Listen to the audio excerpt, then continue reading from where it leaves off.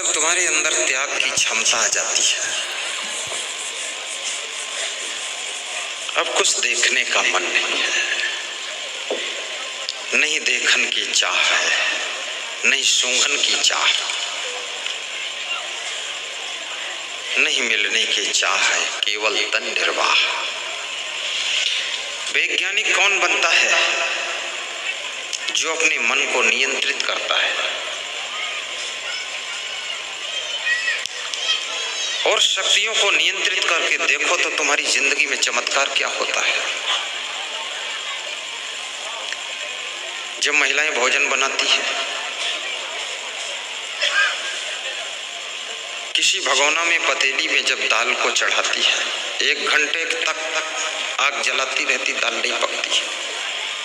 और वही दाल, वही पानी, वही महिला, वही किचन, वही चूल्हा, जब कुकर में दाल को डाल देती है, 5 मिनट के बाद पहली सीटी बज जाती है कि आधी दाल पक चुकी है। 8 मिनट के बाद दूसरी सीटी बजती है कि पूरी दाल पक चुकी है। और तीसरी सीटी जब बजती है, तुरंत वो महिला दाल को उतार लेती है कि बिल्कुल फाइनल कंप्लीट हो गई। जो दाल 1 घंटे तक नहीं पकती है चूल्हे पर, पतीली में, भगोना में, गंजी में, वही दाल कुकर में 5 से 10 मिनट में पक जाती है। कारण क्या है? पतीली में स्टीम कंट्रोल नहीं है और कुकर में स्टीम कंट्रोल है। और कुकर में स्टीम कंट्रोल है तो 1 घंटे में होने वाला कार्य 10 मिनट में हो जाता है। अगर आपने अपने मन की स्टीम को कंट्रोल किया है, इंद्रियों की स्टीम को कंट्रोल किया है, बुद्धि की स्टीम को कंट्रोल कर लिया है, तो याद रखना 10 जिंदगी में होने वाला कार्य 1 जिंदगी में करके तुम दिखा दोगे।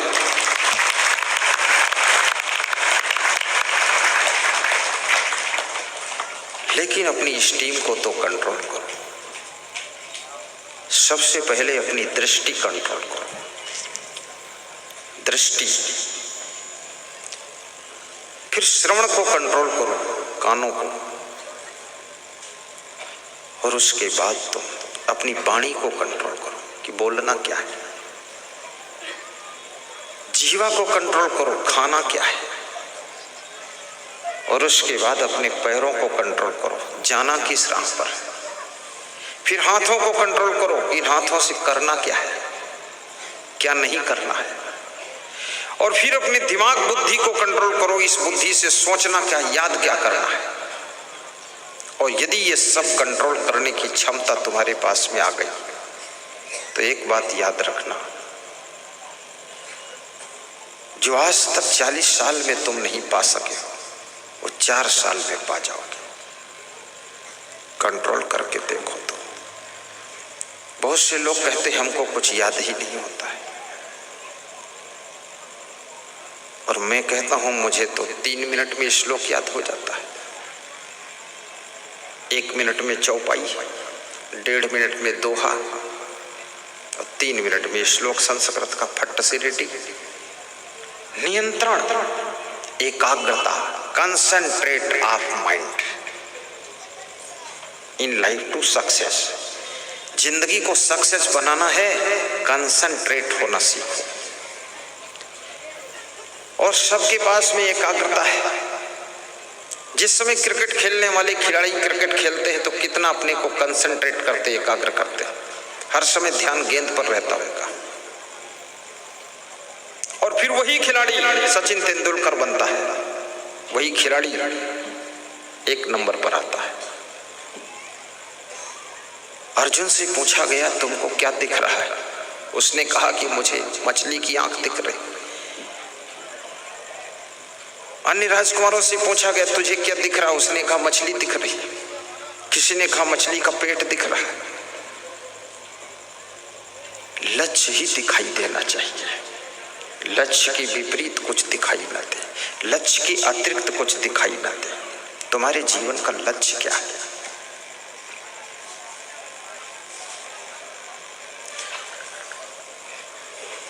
जवानी भी परमानेंट नहीं मिली है, थोड़े दिन का तूफान है। 42 साल की उम्र के बाद जवानी ढलना शुरू हो जाती है।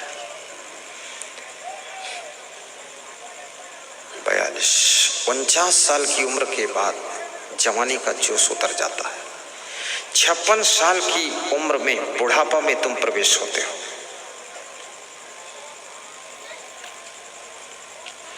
और याद रखना,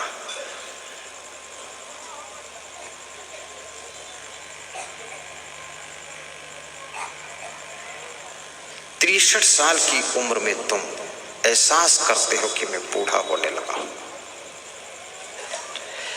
और 70 साल की उम्र के बाद तुम याद करते हो मैं मर जाऊंगा। मरोगे तुम, बचोगे नहीं, बचने का कोई उपाय भी नहीं। और मैं तो ऐसा मंत्र मारता हूं कि सब जल्दी मर जाओ, और मैं भी जल्दी मर जाऊं, झंझट खत्म हो जाए, हर साल मक्का बोना, खोदना, लगाना, छुट्टी मिल जाए, बस मरो तो ऐसा मरो कि वासना को मार कर मरो, कर्मों की निर्जरा करके मरो, और ऐसा मरो जैसे रात में तारे दिखाई देते हैं लेकिन सूर्य के उदय होते ही तारे नहीं दिखाई देते हैं। ऐसे ही तुम्हारे अंदर ज्ञान का सूर्य उदय हो जाए ताकि दोबारा ये कर्मों के टिमटिमाते हुए तारे दिखाई ही न दे और तुम्हारा जन्म ही ना हो, मोक्ष प्राप्त हो। पुनरपि जननम पुनरपि मरणम का लफड़ा खत्म हो जाए। बार बार जन्म लेने से भी क्या फायदा है? जब जन्म लोगे बचपन में पीटे जाओगे, मार खाओगे, खेलोगे, कूदोगे।